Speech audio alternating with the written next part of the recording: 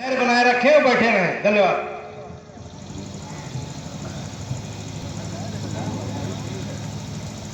ان کا نام پیش کیا اور یہ کہا کہ ان کے نام کے ساتھ ایک ایسا لفظ لگا دیا جائے جس نقطے کے اوپر ہندو لوگ ان کے ساتھ ہو جائیں.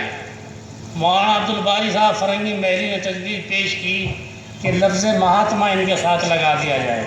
یہ بہت پوتر لفظ ہے جس کے ہندو دھرم بہت اونچا مانتے ہیں. اس کا ان کے نام کے ساتھ میں علماء نے وہ لفظ لگایا ہے جس کو آپ مہاتما گاندھی کہتے ہیں. مہاتما گاندھی یہ لقب مسلمانوں علماء کے لگانے سے پہلے نہیں تھا ان کے ساتھ. پھر وہیں یہ بھی دیکھا گیا کہ اچھا جو اینٹی انگریز شمار ہوگا اس کی کچھ علامتیں بھی تو ہونی چاہیے. حکیم اجمل نے اپنی ٹوپی مہاتما گاندھی کے سر پر رکھ کر یہ کہا کہ جو آدمی ایسی ٹوپی پہنے گا وہ اینٹی انگریز شمار ہوگا. مہاتما گاندھی نے بس اسی وقت وہ ٹوپی اوڑھی ہوگی جس کو گاندھی کیپ کہا جاتا ہے. بہرحال میں تو یہ کہتا ہوں کہ اس وقت میں اس سے پہلے جو اس برادری نے قربانی دی ہے جس کی برکت سے آج یہ ملک آزاد ہے. مولانا قاسم نانوتوی رحمۃ اللہ علیہ، حضرت شیخ الہند، یہ حضرات کا جو ساتھ دیا ہے اس برادری نے، جبکہ دوسری برادریوں نے صاف انکار کر دیا تھا جب ان کے وارث ہوئے تھے. مولانا قاسم نانوتوی کو بھی گوجروں نے جگہ دی تھی اور ان کو چھپا کر رکھا تھا. اگر مولانا قاسم صاحب کو گوجر پناہ نہ چھپاتے تو دارالعلوم کہاں سے قائم ہوتا.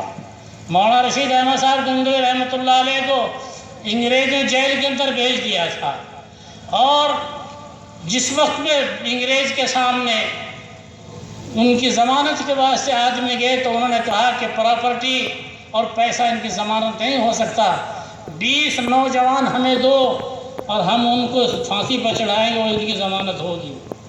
گوجر برادری کے سامنے بہت بڑا مسئلہ تھا.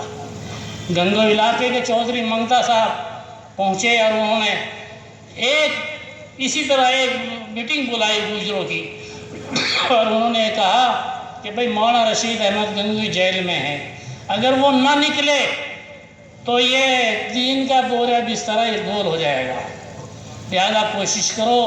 اور انہوں نے تقریباً اپنے 2 لڑکوں کو 4 میں سے اس کے لیے تیار کیا اور برادری سے کہا کہ 18 لڑکے تم دو.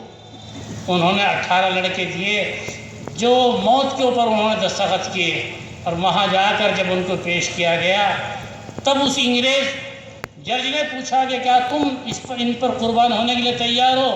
انہوں نے تیار نہیں بلکہ ہمارے لیے سعادت ہے.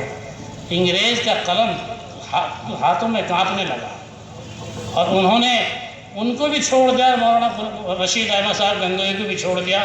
میں تو کہتا ہوں کہ اس قوم کی جو سرگزشت ہے اگر اس کے اوپر نظر ڈالی جائے گی تو آپ کو انداز ہوگا کہ کتنی اہم قوم ہے اور کتنا ساتھ دیا ہے. اگر آج آپ بھی ان کا ساتھ لینا چاہیں گے تو کوئی بڑا نہیں ہے.